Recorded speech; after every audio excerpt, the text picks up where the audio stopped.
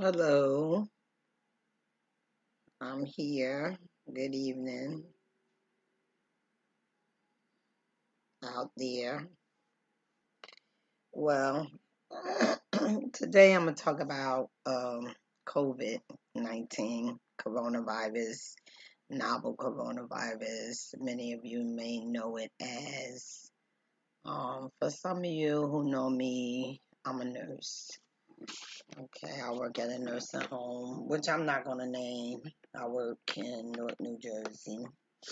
And I am a nurse. I was exposed to the coronavirus while I was out at work. That I am sure of beyond a shadow of a doubt. I don't know anyone personally in my family or in my circle that has had coronavirus. For me, getting the coronavirus, it was a little scary for me because I have all the prerequisites that they talk about: asthma, hypertension, and so getting the coronavirus was very scary for me. Um, it started out for me with a headache, honestly, I think. But then again, a week before the headache, I had 5 days of GI symptoms. For those that don't know what GI is, it's gastrointestinal, or, in plain language, stomach symptoms like vomiting, diarrhea.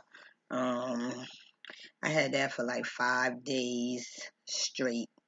And some of the literature that I read, it says that coronavirus can start with GI symptoms.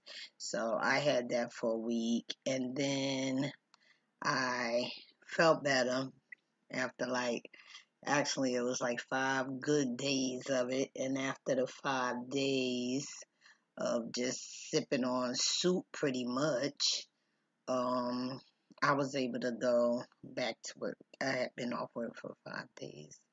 So I went back to work. I believe it was a Friday. I know it was a Friday. I went back to work. I was off that weekend, and then I went back that Monday to work again. Well, that Monday, I had quite a few patients with fevers, low grade, and one high fever, like 102. And at that point, nobody is thinking that any patient has COVID, probably in the building, and nobody had been tested. I'm not sure about employees because, um, management wasn't saying much. Okay, they were kind of silent. So, and of course, working in healthcare, we have this HIPAA law where people's health information is protected, and also employees' information is protected. So nobody's saying anything about whether or not any employees have been diagnosed with COVID. Um, I realized that, social workers are out of work. They haven't been there, in a while. I don't know why. I didn't know whether they were just away on vacation, or whether it was something else. I had no idea. But anyway, that Monday I had like 3 patients with high fevers, and um so one of the patients I had to follow up with the physician because the fever was so high. Okay. And so the next day I came to work, I had to change to a different wing. And when I got on that wing, I think I had one patient who was very sick. And that patient was running a fever, had a low grade fever, 100 point something, was very lethargic, had diarrhea, um, and just general malaise.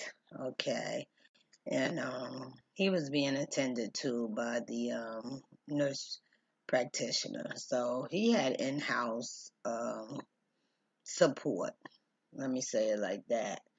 And so, but he wasn't sent out to the hospital. He was there being cared for in the nursing home facility. Okay. So that was, let me see, in a matter of a couple of days, I had like four um, residents who were sick. By that weekend, when I had to work, I continued to work all that week. I think I was, no, I was off that Thursday. I called out that Friday and I went back to work. I think that Saturday. I had to work that weekend. Well, when Saturday came, I worked all day. I really didn't feel much of anything. However, when I got home, if you know me, you know me well, I do not take naps. I am not a nap person. I always can find something to do in the house, some type of housework I'm always doing once I get home, whether it's cooking, washing clothes, sweeping, mopping, vacuuming, something. I'm always doing something, okay? So when I got home that Saturday, I was so, I don't know, tired, I guess. I just wanted to get in the bed. I got in the bed, in the afternoon. I get off at 3:30, so I probably was home at least by 4. I got in the bed and I went right to sleep. I just slept. So when I woke up, I was very confused. It was 7:30 that evening of the same day.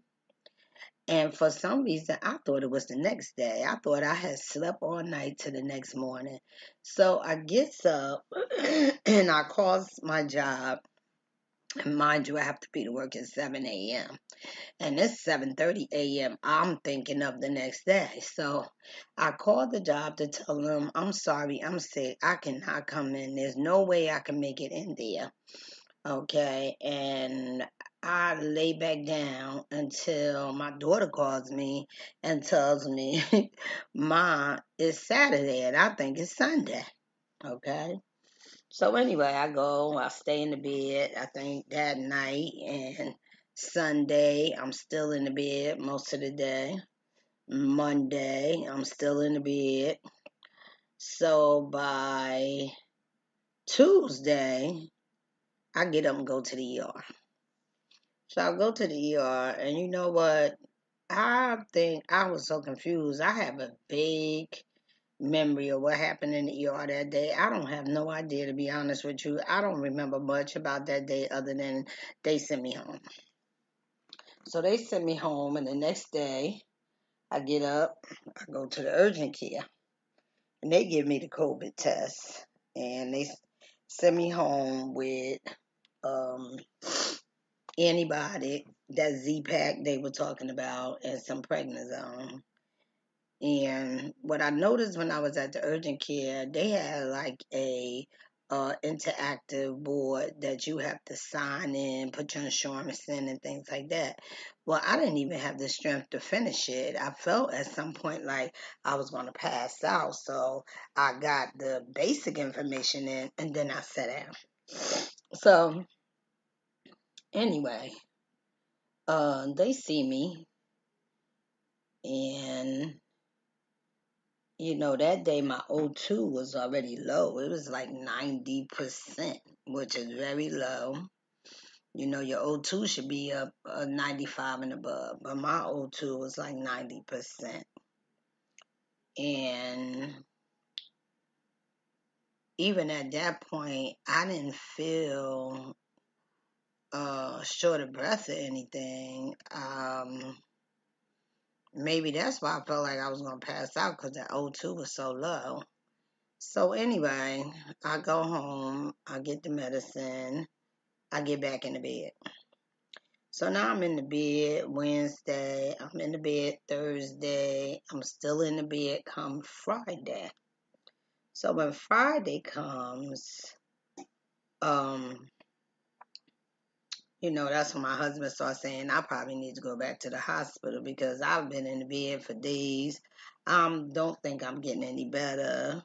I don't think I feel any worse, but probably him telling me I needed to go back to the hospital and those prednisone probably helped me a lot, because I did get up and go back to the hospital that day, and that's the first time I really realized how short of breath I was. They put me on that oxygen, and when I came off that oxygen, whew, it was all I could do just to make it to the bathroom and make it back to the bed. Okay, so I had an X-ray, which they say was positive for pneumonia, and they ended up admitting me to the hospital. So I stayed. I had to stay in the hospital a week. I stayed a week. My oxygen kept staying on the lower end. It wouldn't really go up above 95 the whole time I was there. Then it didn't go up. Then what happened was for the first 6 days, I'm gonna tell you honestly, the only thing I remember is I watched TV every day. My phone rang constantly with my family calling me, my husband and my kids calling, and other family members, which I am so grateful for the love, the concerns. I was getting texts. They kept me very engaged during the whole time that I was there. But I kept that oxygen on all those days because when I would try to take the oxygen off just to walk to the bathroom, I would be breathless. Okay. But one of those days, I don't know, I felt like I had a miracle. It was that Wednesday, which happened to be my mother's birthday, who's been dead for over 20 years. And I felt like that day, that evening, that night, I felt like I had a miracle going on in that room. And when I woke up that next day, that Thursday, I'm going to tell you, I had a full appetite. I hadn't eaten any solid foods the whole time I was there. I was eating all soft foods like ice cream, jello, pudding, drinking tea. But that day, I woke up ravished. I wanted that sandwich that had been in that room for over 24 hours. I didn't care. I put that mayonnaise on that bread and I ate that sandwich. And I knew then I was on the road to recovery. By that Friday, they were talking about sending me to one of the makeshift hospitals to work on my oxygen level, my breathing, teach me how to expand and pull oxygen into my lungs. By that Saturday, thank God, I was discharged to one of those facilities. Actually, that Friday, and by Saturday, I was on my way home. It's been over a week. I've been home and I feel much better than I did. I'm just thanking God I never had to get intubated. I'm thanking God I didn't have that heavy cough, but a cough. I'm thanking God that I'm able to get on here and tell you all about my experience. Okay. And I want to tell anybody, if you get COVID or anybody you love, have them get on their stomach because it helps to expand the lungs so the oxygen can flow through. Okay. I don't know what this time in this world is, but I'm going to tell you, if you have something to say to anybody, you need to forgive somebody or forgive yourself, you better go ahead and do it. Okay? Time is not promised to any of us, even those that beat COVID. Time is not promised to any of us. None of us know how much time we have, but we can take control of our lives, love the people that is in our lives, okay? Embrace them, forgive them for not being perfect. None of us are perfect, okay? COVID-19 is a beast. It's a monster. And I want you all to protect yourself. Wear your mask, wear your gloves, don't congregate, social distance, okay? And realize love is all there is. That's it. So be a loving, caring person, protect others, and protect yourself by making good choices. Okay. I'm signing off now. Goodbye.